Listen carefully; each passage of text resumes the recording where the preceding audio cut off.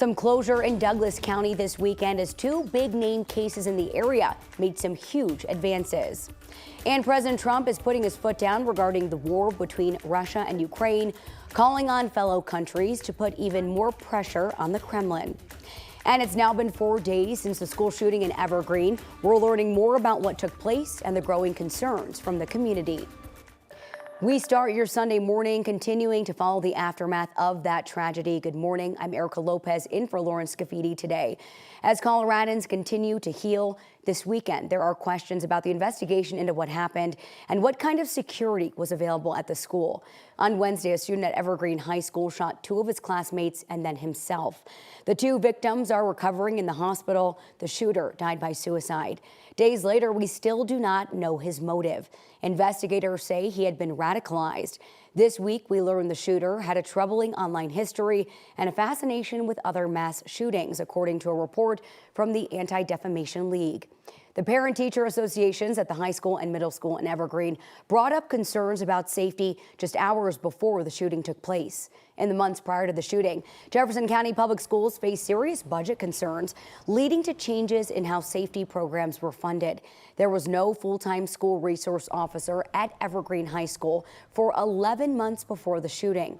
The meeting, which was posted online, shows the principal told parents the district deprioritized an SRO for mountain schools because the district believed they were safer. Parents still wanted to make sure that safety was top of mind. We still will ask to protect our students. It doesn't matter if you live down the hill or up here. Everybody needs to be protected. All of our kids need to be protected. Back in April, Jeffco Public Schools sent an email update to parents about budget concerns, saying Jeffco would start funding 50% of the cost to support their school resource officer program. But there was no officer at the school at the time of the shooting, even though a part-time SRO was assigned to be there. We, of course, do not know how having a school resource officer at the high school last Wednesday would have impacted the events that transpired. The sheriff's office says deputies responded within 2 minutes and found the shooter within 5 minutes. However, he did have time to reload his revolver multiple times. Jefferson County Public Schools has not answered any of our direct questions about school resource officers over the last few days.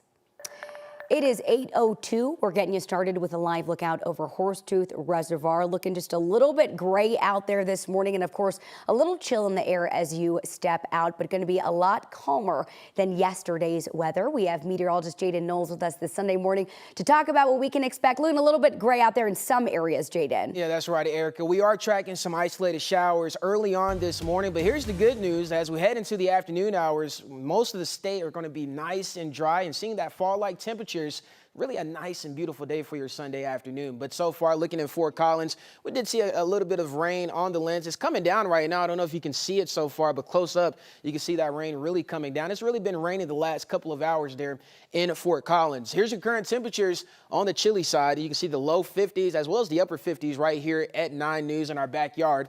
54 degrees at the airport, then also 51 degrees in Centennial. Here's the rest of your temperatures across the state. Noticing the mid-50s for the eastern plains, 40s and 30s in the high country, as well as the upper 40s for the western slopes. So really chilly out there. But noticing live radar, there's that counterclockwise rotation of that low pressure system. We are seeing some isolated flurries in the foothills as well as up towards the north near Red Feather Lakes. So far, though, here in the metro area, we're not seeing much. There's a light shower just northeast of Commerce City. But as far as your forecast for this afternoon, once these showers move out of the state, it's going to be nice and beautiful this afternoon. 73 degrees as the high. Overall, I'll tell you what to expect for the upcoming week in my full forecast. Erica?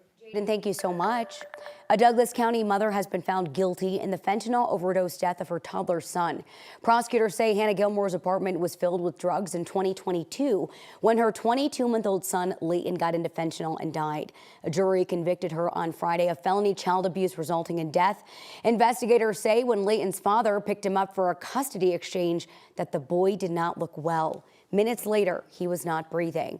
The district attorney called it a senseless and preventable tragedy. Gilmore will be sentenced in November and faces up to 48 years in prison. Also in Douglas County, a judge has sentenced a Denver man to 5 years in community corrections, basically a halfway house, instead of prison time after he was found guilty of stalking his ex-wife. Investigators say back in 2023, Taylor Warford tracked his ex with a GPS device, threatened to kill her and her child, and even bought handcuffs and a torch online while talking about plans to kill them. Authorities are also investigating whether he tried to buy bomb-making materials. Prosecutors pushed for the maximum sentence of 8 years in prison. The judge, though, picked community corrections instead. President Trump has issued an ultimatum to NATO allies when it comes to sanctions on Russia. In a post on social media, Trump said he will issue major sanctions on Russia only if the NATO countries issue their own. Trump called for NATO countries to stop buying oil from Russia.